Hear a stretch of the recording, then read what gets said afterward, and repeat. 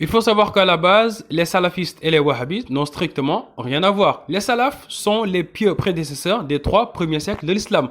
Tous ceux qui viennent après sont appelés les khalafs. Alors que les wahhabites sont les partisans d'un homme nommé Muhammad ibn Abdul Wahhab, un ignorant bédouin du Najd qui a fondé cette secte au XVIIIe siècle, dont son propre père faisait prendre garde car il présageait un énorme danger venant de son fils. Son propre frère, Sulayman ibn Abdul Wahhab, a écrit tout un livre pour dénoncer les hérésies et l'ignorance de son frère, Muhammad ibn Abdul Wahhab. Alors, cette secte fondée, il s'est allié à un homme nommé Muhammad ibn Saoud, grand-père des rois d'Arabie Saoudite. L'un avait le pouvoir temporel, Saoud, l'autre le pouvoir spirituel, Wahhab.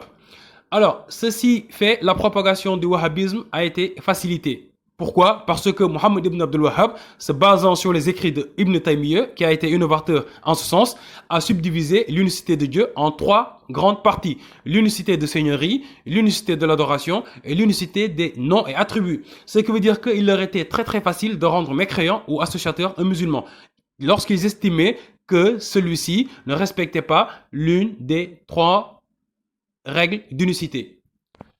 Sachant que ceci n'a jamais été enseigné ni par les salafs, ni par le prophète sallallahu alayhi wa sallam, parce que nous savons très bien que les piliers de la foi en islam sont au nombre de 6, dont le premier, croire en Allah, ses anges, ses envoyés, ses livres saints, la prédestinée et le jour du jugement dernier. Il n'a jamais été dit qu'il fallait croire en ces 3 types d'unicité, qui n'ont jamais été connus, donc j'ai dit, dans le monde de l'islam, mis à part avec Ibn Taymiyyah et Ibn Abdul Wahhab, qui en a profité et en a abusé pour causer un tort énormissime au monde de l'islam.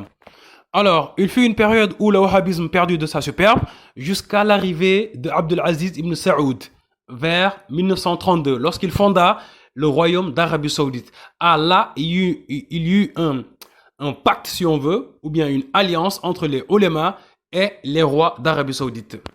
Les rois d'Arabie Saoudite, fortifiés en 1945 en signant un pacte avec le président Roosevelt au bord d'un bateau nommé le Quincy, qui disait que le pétrole allait être exploité par les Américains et en retour, ils protégeraient le royaume d'Arabie Saoudite.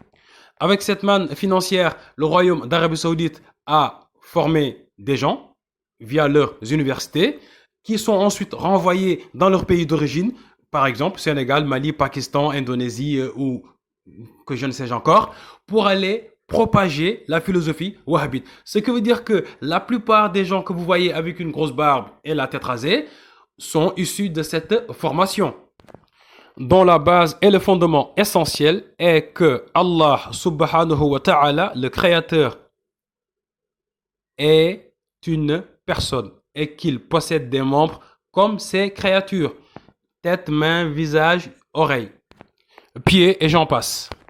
Donc, ce qui veut dire que à chaque fois que tu écouteras une personne parler de science et qui te dira qu'elle a étudié à l'université de Médine, dis-toi tout de suite sonnette d'alarme wahhabiste, enseignement anthropomorphiste.